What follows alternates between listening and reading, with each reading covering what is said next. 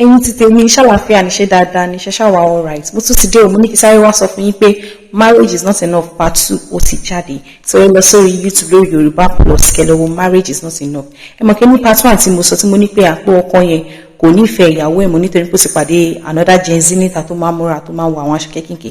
Ìyàwó kẹ̀dẹ̀ rí òun tẹ̀bí kó máa wọ búbú kó máa wọ̀rọ̀ àti bùbá kó má ṣe run kó má ṣe dídì. Ẹ wò ó, ìyàwó yìí ó padà sún ọkọ padà ní ìfẹ́ mọ̀. Girl tó pàdé tí mo sọ ní pé ó pàdé ń báyìí ó padà mú wọlé, ó lórí àwọn ọ̀pọ̀ tó ní kí àwọn bàtà kúrò nílé fún un, ó mú gẹ̀yìn wọlé.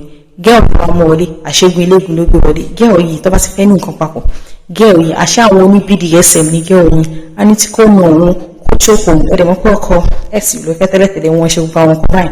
So nísìn Andrew de part 3 because movie yẹn ò tán tó bá dẹ̀ ṣe tí ṣe jẹ́ màá tún wá gbé yín débẹ̀ sí part 3 bá ti jáde. Ẹ má gbàgbé àti follow mi kẹ́dẹ̀ like mi so that notification máa pop up lórí fóònù yìí tí bá ti sọ̀rọ̀ nípa part 3. Ó dàbọ̀ àti pàdé.